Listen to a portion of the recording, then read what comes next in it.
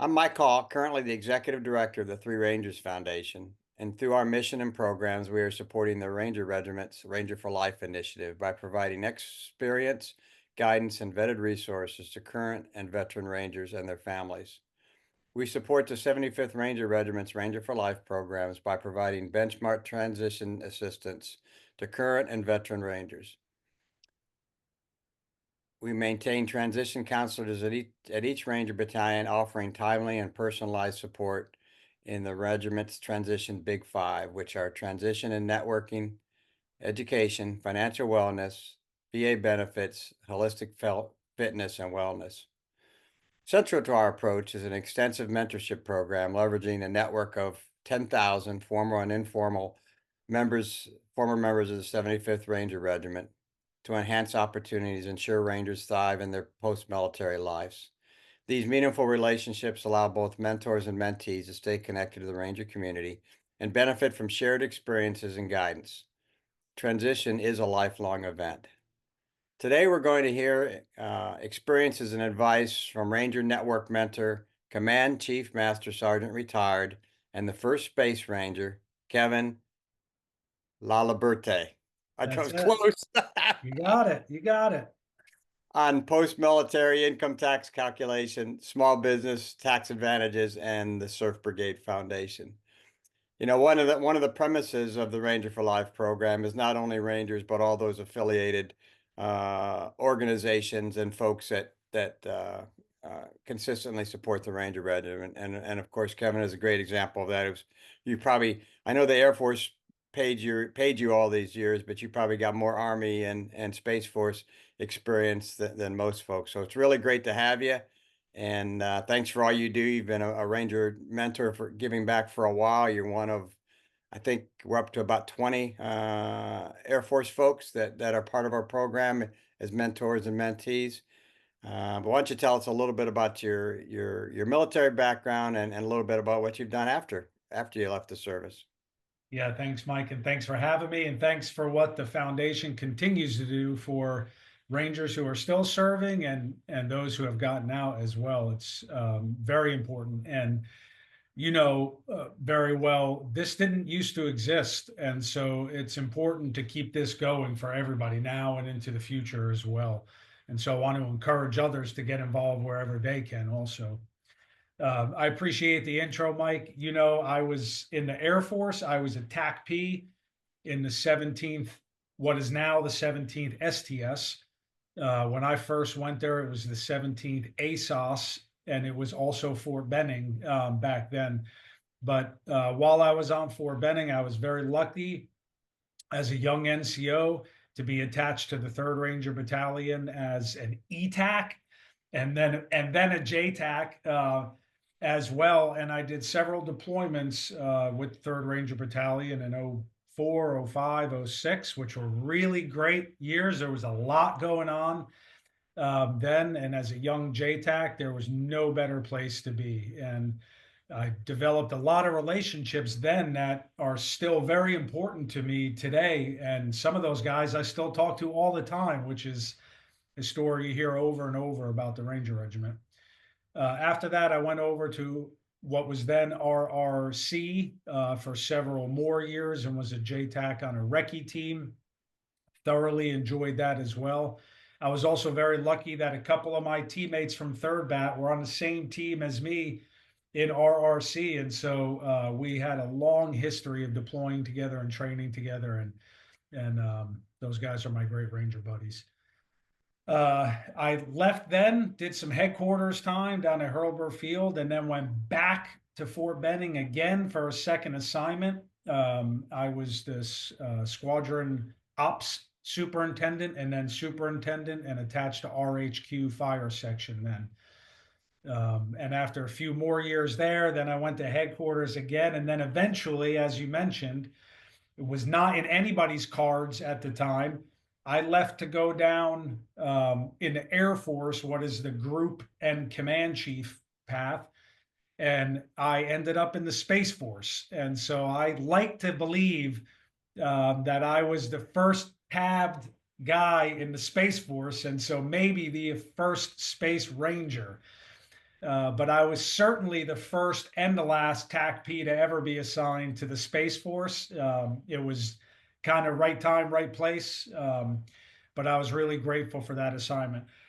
And that was my final assignment before I retired. But to your point, Mike, if you calculate all my time with the Army and my time with the Space Force, it is more cumulative time than I spent with the Air Force.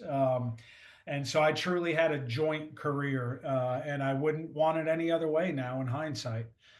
But since I've retired, which was almost 3 years ago, I have been fortunate to work for a great company called Augustine Consulting, which has a long history of leaders that have served with the Ranger Regiment as well. And so it's a familiar environment. We all communicate well with each other, and it's a great American company led by a great group of individuals. In addition to ACI, my wife and I also own a small business that publishes children's coloring books that we sell nationwide and on Amazon as well, with a corresponding YouTube channel. And we can talk a little bit more about that. And I also run a nonprofit organization that delivers surf therapy to military veterans here in Northwest Florida called Surf Brigade. And we'll talk about that a little more at the end as well. I want to precursor this with, I am not a financial advisor or financial expert, but I made some really expensive mistakes when I first retired. And so these might be valuable to other Rangers who are retiring or ETSing and will experience a change in their financial earnings, their income. And some of this maybe came out in TAPS, maybe it was available to me and I didn't write it down at the time, but if somebody hears this and they get ahead of their financial situation because of it, then it's all worth it. Yeah. It's interesting. I mean, how this all came about is we had actually a couple Rangers reach out, and it's tax season. They say, "Hey, do we have anybody in the network that can tell me about, taxes and small businesses?" So we blasted it out to the network, and that's where Kevin came to the front and offered some great advice. And I said, "Hey, we need to talk about this," because I went through the same thing. I mean, when you're in the service, you don't think about taxes. I mean, it comes out. You don't think about how it affects long-term investments. You don't think how it affects your salary, and then you get out, and now it's a big planning factor on where you live, what kind of job you're going to take, what you're going to do with your investments. I mean, whether you're going to 1099 or W-2, and whether you how much you defer. And I mean, it's just it's a big planning financial factor that I know I never thought about when I was in the military. So why don't you talk to us a little bit about how calculating your annual income tax liability and adjusting withholdings and all that after you get out of the service, for all those guys that aren't thinking about it now, but and some of us that are already out that I'm sure are going to learn some things that you've learned along the way. I will. Thanks, Mike. Yeah. When you're active duty military, it seems really easy to manage your finances because most active duty military service members only have one stream of income. It's DFAS. You get one W-2.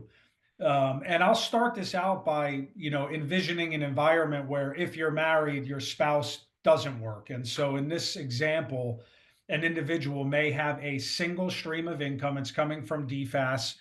It's your W-2. What DFAS does when you're paid is they assume that is your only source of income. And so they can very easily calculate what your tax bracket is based on that single stream of income. And then they calculate what your annual taxes will be.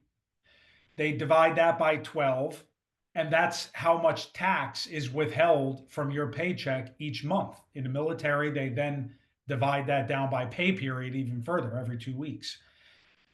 Now, historically, the military overtaxes individuals, not by a lot, but by just enough to keep them out of trouble, which is why most military members are used to, over the course of their career, getting a tax refund at the end of the year. some people, this is not advisable, but some people rely on that for financial planning. They believe they're going to get a certain amount of money back each year, and they count on that. The reason why the military does that is if they miscalculated that and they had service members who owed the IRS money, it would be a very difficult position to be in from a readiness perspective. Okay, you would not be financially ready then. They would be docking your pay to give it back to the IRS. Nobody wants to do that. But really, when you retire, what you'll see is the goal is not to overpay your taxes anymore, but it's to get to zero. You don't want to owe the IRS anything at the end of the year, but it's a little more complicated, and that's what we'll talk about here. So when you retire and you are receiving a pension from DFAS, just like when you were in the military, DFAS is going to tax that pension as if it is your only source of income. DFAS has no way of knowing if you got a job as a retiree. They don't know if you're getting paid by anybody else. And so they will only tax your pension according to what your pension is. Now, when you get a new job post-military and that employer taxes your income, they are going to recommend that you withhold the amount of money based on what you're paid by that company. They don't know that you're getting a pension. And so you could have two different employers, both paying you, both recommending that a certain amount of money is withheld. However, they don't talk. They both recommend your withholdings based on what those incomes are from the individuals respectively. And this can happen multiple times over. You may have multiple streams of income, and everybody is telling you to withhold based on what that stream of income is. It's our responsibility as individuals. This is the little memo that Kevin didn't get, okay? It's our responsibility to calculate what the cumulative total of all of those income streams are, then go to the IRS website and determine what tax bracket we are in based on all of that income, and ensure that each of those employers are taxing us based on that tax bracket. That probably means that you have to contact your employer, probably their HR section, and you have to work with them to probably increase your withholdings. Okay. You can call DFAS. You can do this, and you should do this, and tell them, I want to increase my withholdings. If you don't do that, there is a chance that at the end of the year, when you do your taxes, you will feel like you paid taxes in every single paycheck, and you will have, but there's a chance that you may owe the IRS more money at the end of the year. And so instead of getting money back, which we were used to receiving for so long in our careers, we may actually owe the IRS money. Okay. And that is not a good place for anybody to be. If anybody is not comfortable on how to calculate that, I will say this, like, kind of, from a policy perspective, that's risk. That's financial risk. If you do not understand your personal finances, you need to identify that as a risk then, and you need to mitigate that. And one strategy to mitigate that is to get a CPA.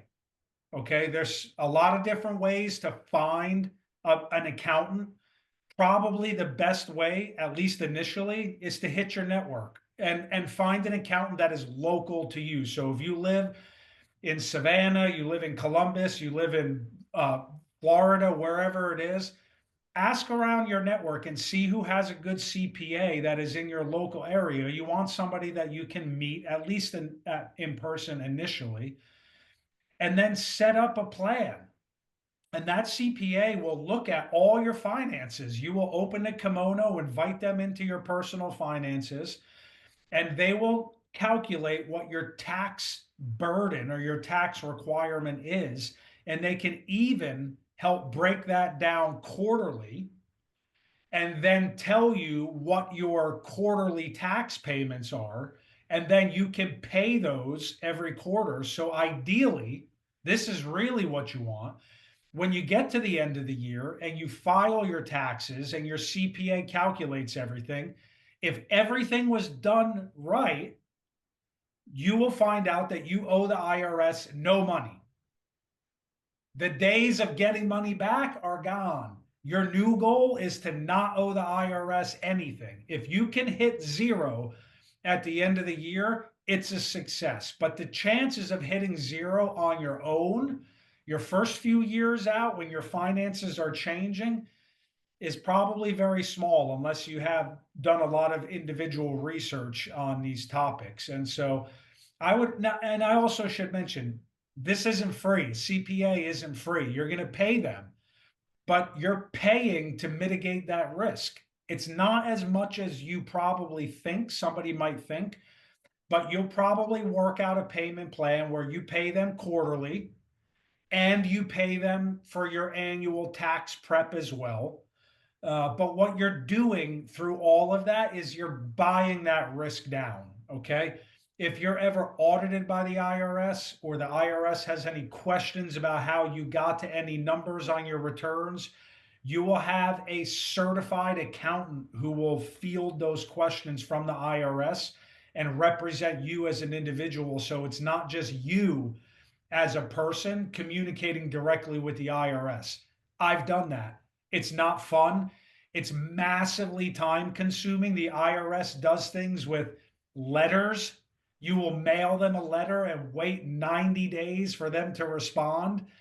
It takes a really long time. And so, if you can have an expert on your side, it's probably not a bad idea. Okay. Let me pause there to hear any questions or thoughts you have so far, Mike.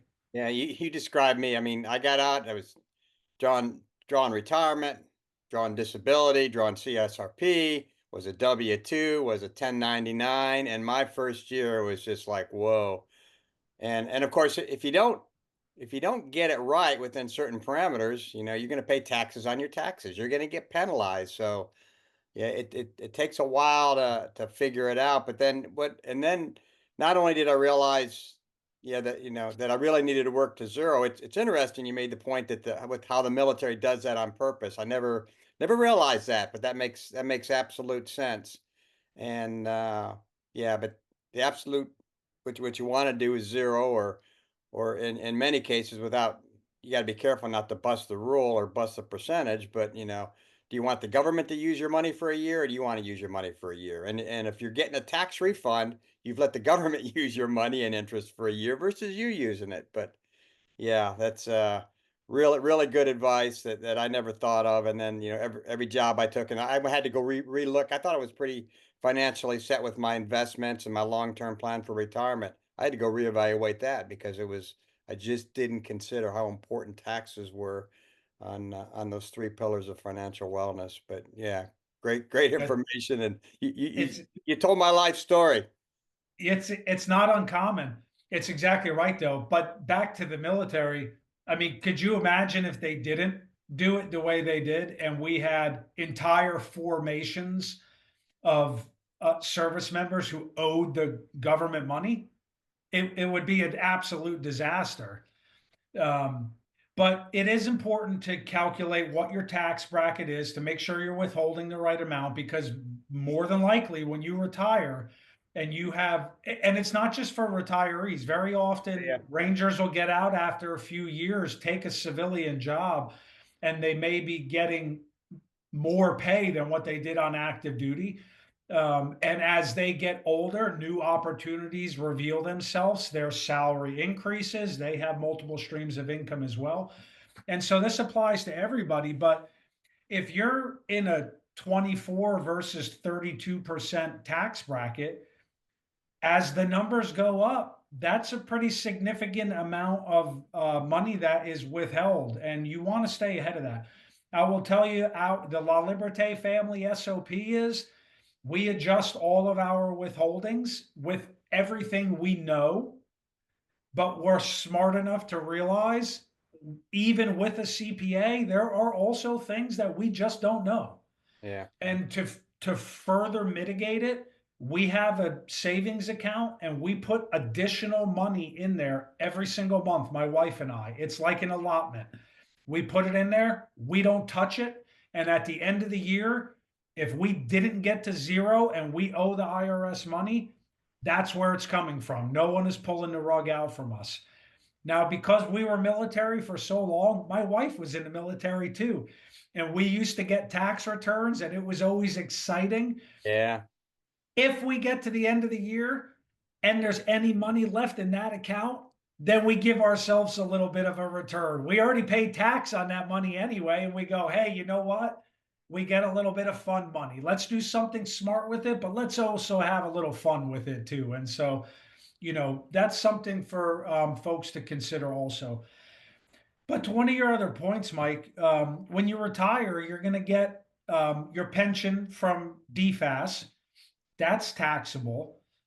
If people are getting disability, that is not taxable. Your CPA should still be aware of that and what that amount is for financial planning purposes. But very likely you're going to have a W 2 that you also are taxed on. And there are a lot of other areas as well. If you own a small business and you want to run payroll on yourself, you're going to pay tax on that as well.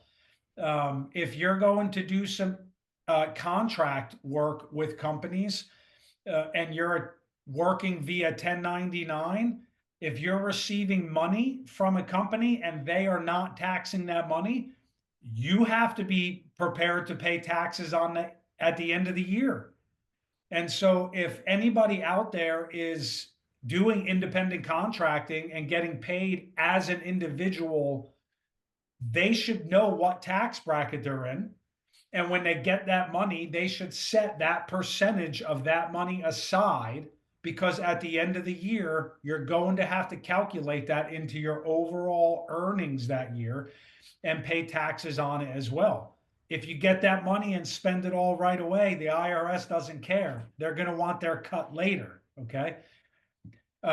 One way of managing that is if you own an LLC and you're independent contracting, the company you're contracting with can pay that money to your company, and you can potentially avoid income tax on that. And there are benefits of being a business owner that we can lead into with our second topic. Yeah. But the important thing is understand what your tax bracket is, have a plan on how you're going to pay that money. I recommend you do it quarterly, not annually, because it's better to not get caught off guard once at the end of the year. But through all of this, if you don't understand this, if your financial literacy is not high enough, and this is a no judgment zone. I'm not an accountant. Mike's not an accountant. Most rangers are not accountants, but most rangers are also smart and savvy.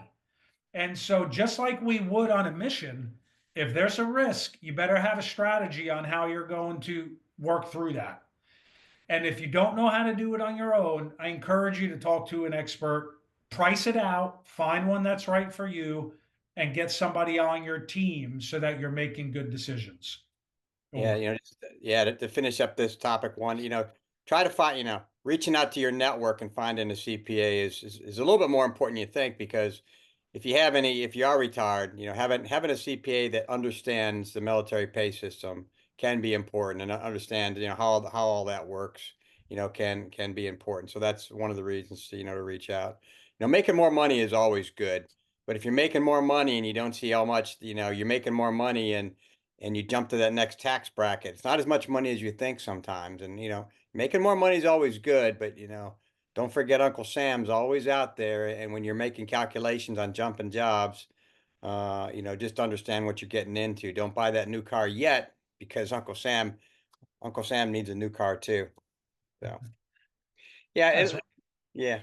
Well, that'll lead us into our second topic Okay. regarding tax advantages of small business ownership. If it's okay, I'll take us over there. Yeah, that's great because again, that's a personal example. Everybody told me make yourself an LLC and you got a tax advantages, and I probably never took as much advantage of it as I could. But the counselors and I, we hear this from guys all the time.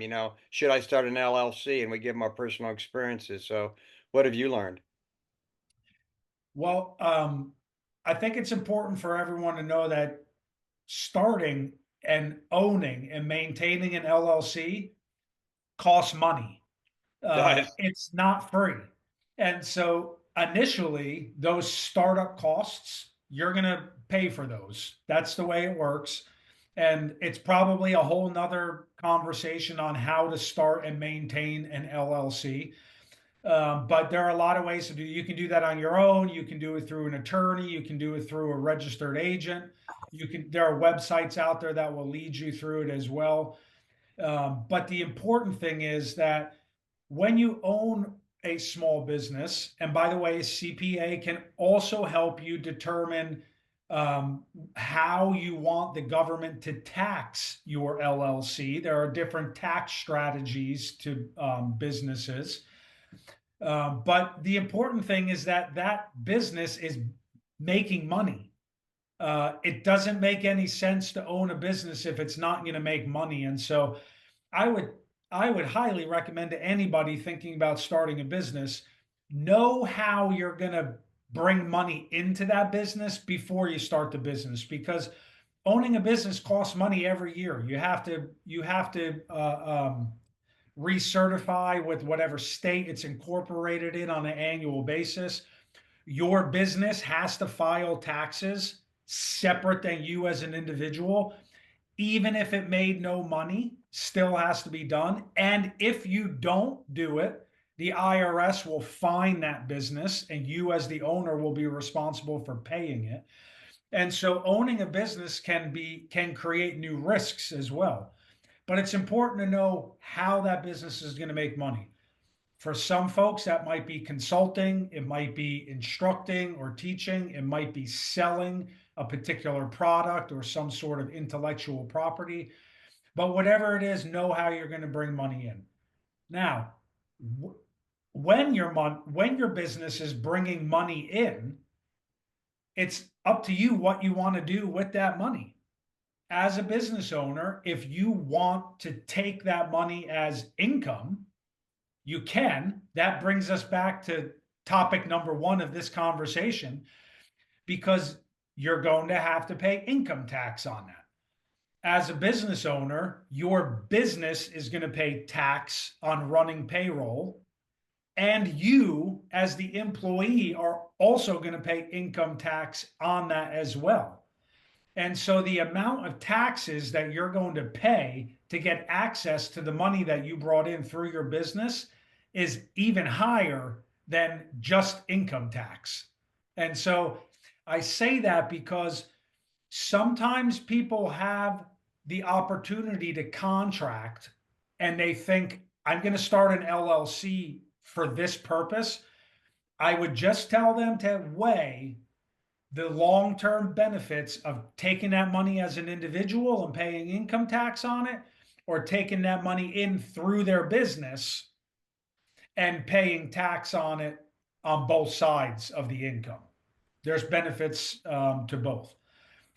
But if your business is making money and you're not taking it all as income, then theoretically, the amount of money in your business bank account should grow. That capital should increase. And one of the advantages to being a business owner is that you can then start to business expense acceptable items using the capital that your company has. As a small business owner, and I'm talking about one or two employees, and in my case, my wife and I own a small business, and we are employees of that business. Our goal is to minimize the amount of payroll that we run on ourselves and maximize the business expenses that benefit lifestyle improvements to us as business owners. So what that means is if we have a reason to travel to a particular location and it's business related, well, you can business expense that travel. You can business expense the airfare, the rental car, the per diem, the lodging, just like you would if you were working for a W-2. As business owners, if you use computers, you use cell phones, you use cameras, you can business expense this type of equipment as it's related to your business. If you are instructing tactical skills, you can business expense tactical equipment as an instructor, and the list goes on. I would tell you this is another reason why you should have a CPA on your side to check in advance if that is a acceptable business expense. If you business expense something and later it's determined that that wasn't an authorized business expense, you're going to have to pay income tax on the amount of money that that cost and probably have some conversations with the IRS that you want to avoid. But there's other lifestyle improvements as well. If you run your small business out of your house, you can pay for your internet bill. You can pay for some of your energy bill.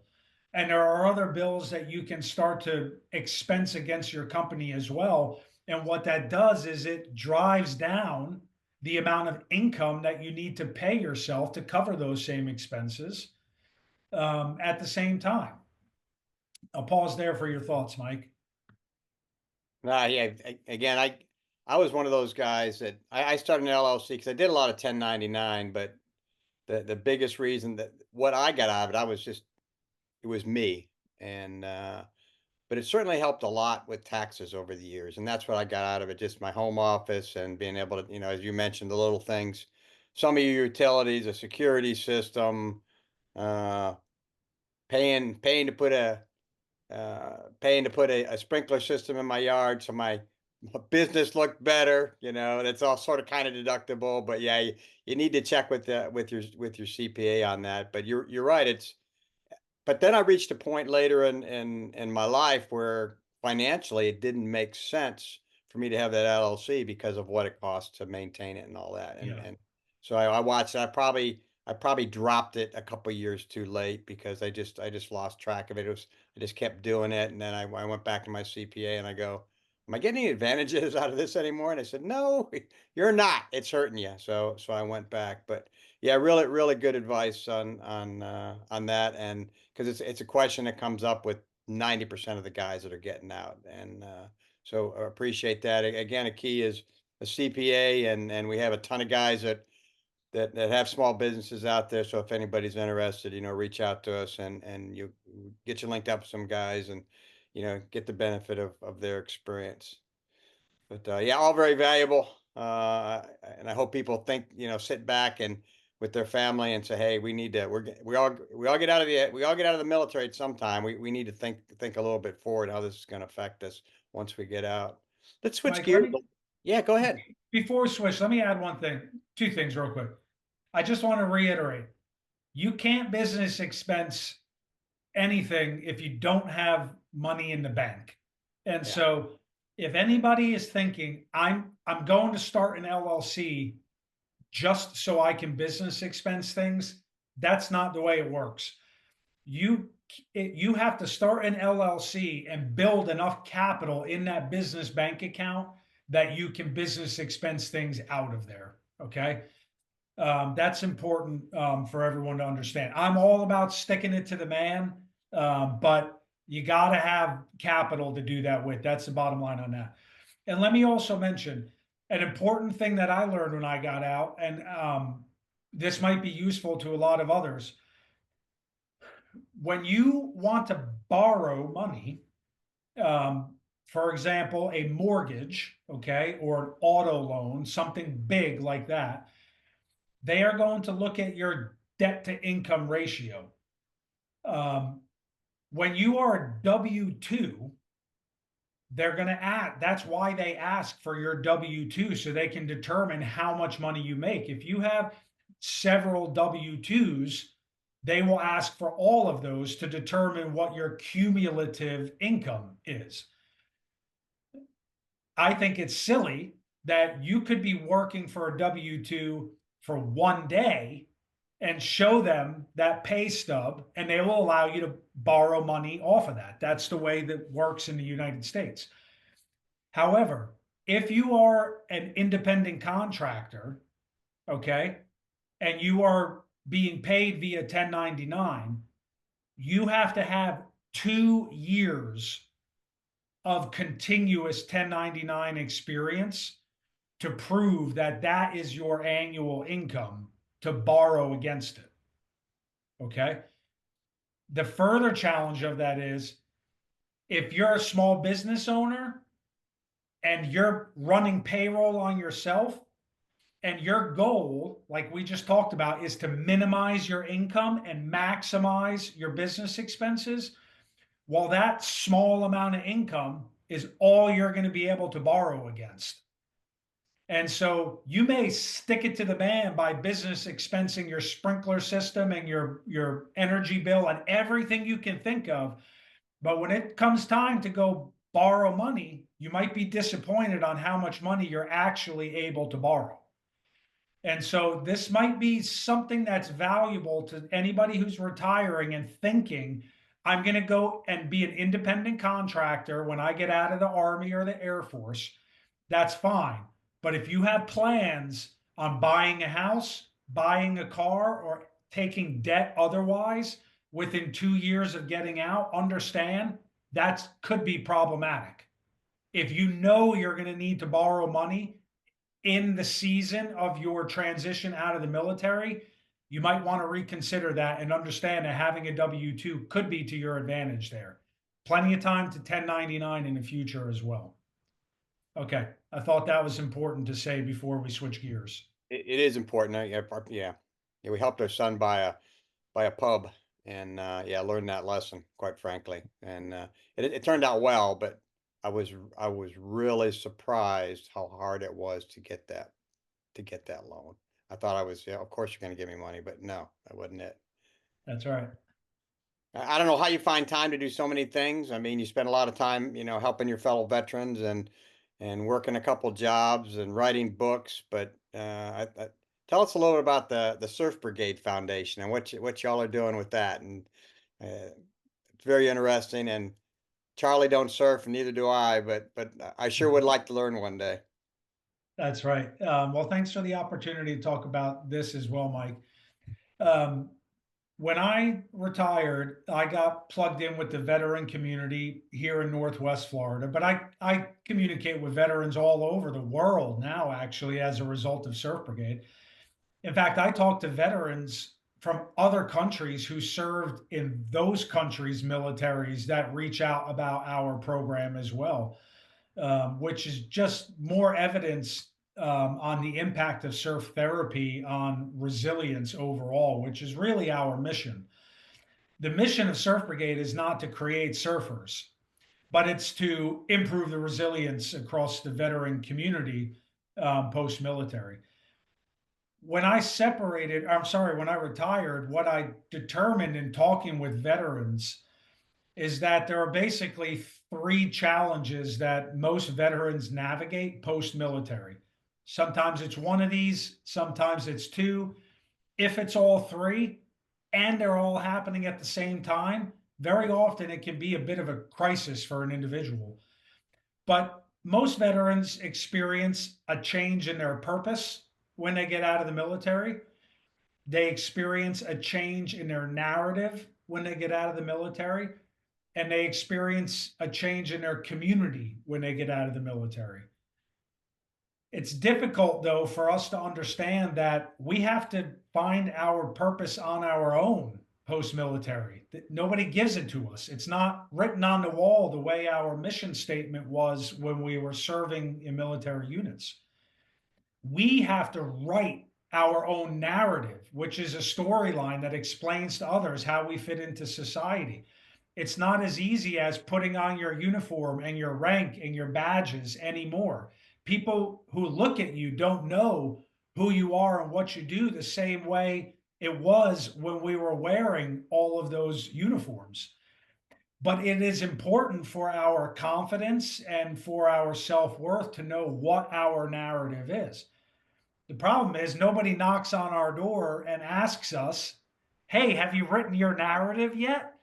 And so we work with veterans on doing that. We have them write it, and then we have them cross it out and rewrite it and do that several times over before they're ready to discuss it with their battle buddies.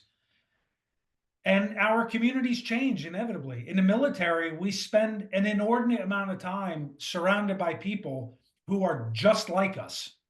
They 75% of the people that we served with in the military were 75% the same age as us. They made 75% the same money as us. They had 75% the same hobbies. Our spouses looked 75% the same.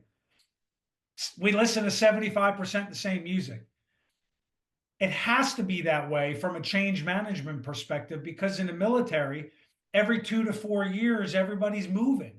You have to show up to a new unit and be 75% the same as everybody else so you can get right to work. Otherwise, we would just be in this perpetual stage of storming in the military and nothing would ever get done. The challenge with that is a lot of military people have never had to really work hard to be a part of a community because every time they move somewhere new, it's easy for them to plug right in. But when you're out one day, those percentages go down a whole lot. All of a sudden, you're working with people who don't look like you anymore. They don't have the same hobbies as you anymore. They don't talk like you anymore. And you have to work a little harder to be a part of that community. So, what the Surf Brigade Foundation has done is we've built a multi week curriculum that addresses these three topics. We put together cohorts of veterans that go through a 5 week program every spring and every fall, which is when we have waves here in Florida. And these groups of veterans meet every Saturday morning on the beach with a surf instructor and they surf together. They learn how to surf. We provide all the surf equipment, wetsuits, surfboards, leashes. It doesn't matter if you know how to surf. The purpose of surfing together is to be doing something together. It's learning something new together. It's overcoming challenges together. It's getting better at something as a team. And it bonds us so that later we can have these important conversations about purpose, narrative, and community.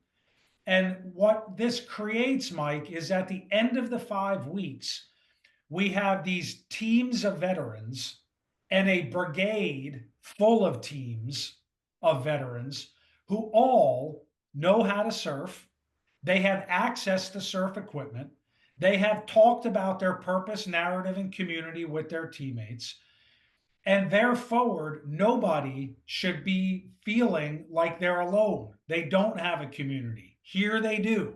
We don't care if you're a good surfer, but if you're feeling lonely, come out and get in the water with us. Okay. Everybody that's finished this program has at least talked to teammates about what their narrative is. They can have some confidence in that. And they've analyzed what their post military purpose is as well. And our goal is, as we continue to run these classes twice a year, is that we are building resilience one veteran surfer at a time across the entire veteran community. That's Surf Brigade Foundation in a nutshell. Yeah, you said something that we preach, but you said it very well. People ask, how do I have to change? Or have to fit? How do you fit in? And we tell folks, hey, be yourself, be transparent, live the Ranger Creed, which is actually more valuable outside the military than it is inside the military. But the way you summed it up, you have to work hard to be a part of your new community.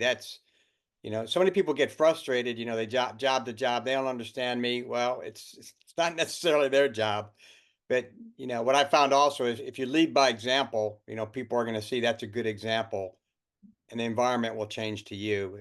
But you just have to be yourself. That's Uh, exactly right. And the other thing that surfing does, Mike, it creates a canvas for us to kind of speak in analogies with veterans. Okay. And one of the things we talk about often with veterans is when you're surfing, you have to look where you want to go. If the wave is breaking right, you have to look right. If you turn around and look at what is happening behind you, by virtue of turning your head, your shoulders turn, your hips turn, your feet turns, the board turns, you wipe out. When you pop up on the surfboard, if you're looking down on the surfboard, your eyes are down, your head's down, your shoulders down, your hips down, you're going to wipe out. If you want to go where the wave is going, you have to look in that direction. And when you're looking up, right, it's just like when we were on a road march. The guys who were sucking, where were their eyes every single time? Looking at their toes. And what would whoever was leading that road march would run back there and tell them, pick your chin up, stick your chest out. Okay. Well, with surfing as well, you have to look at where you want to go and the board will follow. We use that analogy to explain to veterans often. Like a lot of stuff probably happened when you were in the military. Okay. But if you spend all your time looking at what's behind you, you're just going to keep wiping out. Okay. If you want to surf, if you want to move forward, you got to look at where you're going. Okay. The ocean gives everybody the same waves. It doesn't care if you're old or young. It doesn't care what you did in the military or if you're in the military at all. It gives everybody the same waves.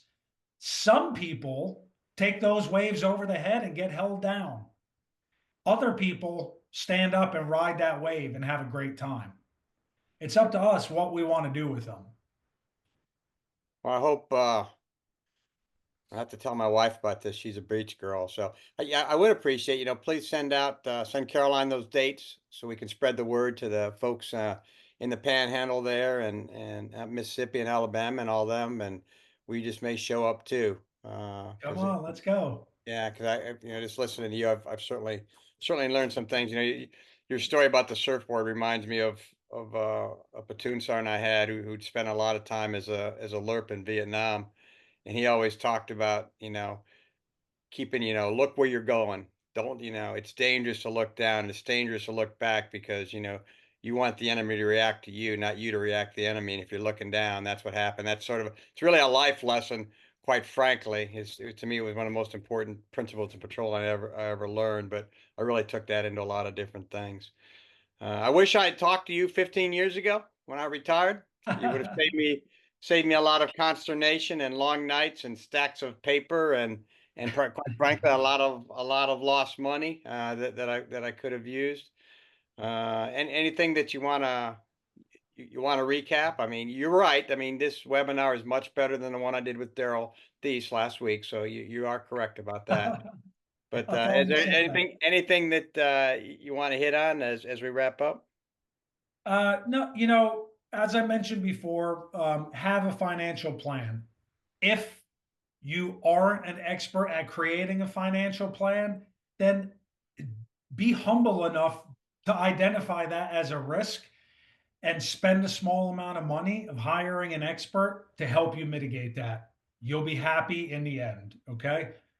And just like we're talking about with finances and surfing, when you're getting out of the military, it doesn't matter if you do 4 years or 40. Um, you, if you're doing it on your own, it's only because you're not tapping into your network. Nobody in 2025, especially, should be getting out of the military and thinking, I don't know how to do this and I'm all by myself. This really is a team sport. There are so many teammates that are out there to help you in so many ways. And all you got to do is ask. But I would encourage everybody, stay in touch with your network. I was in the Air Force, Mike, and I will tell you truthfully, my Ranger network has been the most valuable to me professionally since I got out of the military, compared to my Air Force network or Space Force network. And I think it's because of the bonds that were created through my service with the regiment, and the level of professionalism that everybody continues to conduct themselves with. But for anybody getting out, it's a team sport. You just got to talk to your team about it. And I'll lastly say, go visit surfbrigade.com for anybody who's interested in surf therapy. We have resources available. We have a relationship with Sound Off, so we have cost-free, Well, anonymous mental health care available for anybody who needs it. So if anybody ever feels like they need to talk to somebody, they don't know where to start, or they don't want people to know that they're doing it, reach out. I will put you in touch with them. It's no cost and it's totally anonymous. Okay. If anybody's ever in the panhandle, contact me directly. We'll go out and catch some waves. And I'm here for everybody. Thanks, Mike, for your time today. I appreciate it. Thanks for what the foundation continues to do for Rangers all over. You're doing great things. yeah. Yeah, you so much remind me. I mean, I had I was first sergeant for 5 years down in 175, and I had the same ETAC the entire time. It was old Marty Klukas. And Yeah, of course, Marty, yeah, I mean, certainly the legend of legend. the community. And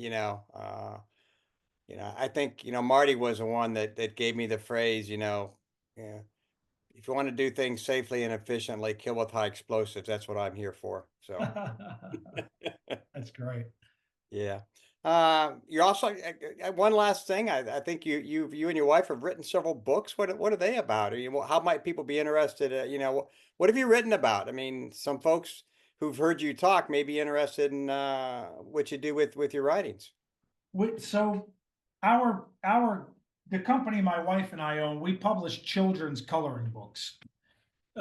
We sell those in Barnes and Nobles, Target, Walmart, and Amazon as well. And we have a corresponding YouTube channel, which is basically a children's art channel. My wife runs that. My wife does all the creative stuff, and I do all the business stuff on the backside. But from a business side, if anyone's interested, she runs advertisements on her YouTube videos, and she has millions and millions and millions and millions and millions of subscribers. And so all of those ads add up, which is how the business makes money, in addition to selling coloring books in bookstores nationwide and on Amazon as well. Anyone who's interested in that, it's called Colorful Creative Kids. And I'm also happy to hop on. If anybody ever wants to talk about publishing coloring books, I'm your guy. Uh, but because I have a relationship with book publishers and I understand the process of protecting intellectual property, publishing, and sales as well, when I built the Surf Brigade curriculum, I also published that into this would be very familiar to a lot of military members. It's why it was written this way. It's a task condition standard based curriculum that I worked with the publisher on. And we now also sell these for people who are not able to come through our program, but could benefit from our curriculum. These are also available on Amazon, Target, Barnes and Nobles, Walmart, and other bookstores as well. Yeah. Well, thanks for all you do, and thanks for your time today and the preparation you put into it. Very, very valuable. Be looking forward for those dates. I'm not sure we have you on you and your wife on our Ranger books. Are you on there? Yeah, but Caroline does, Ranger yep. authors, yeah. But I was gonna have to look that up. I didn't remember it specifically, but I remember that you had done a lot of things with children's books, and Rangers produce a lot of kids, so I figure people might be interested in that that's, that's between right. deployments. Yeah. That's But right. yeah, it's have a great rest of your day. Thanks for all you do. If anybody wants to reach Kevin, ask him some more questions. I will gladly send. He's got all this time on his hands. I'll gladly connect you with him on anything that you're interested in. But seriously, my wife peeked in here once and she heard about that and she goes, "Get the dates." But so hopefully we'll be down soon. But again, thanks Yes. for all you do and have done. And and continue to do. Thanks, Kev. Thank you, Mike. Have a good day. Too. Cheers.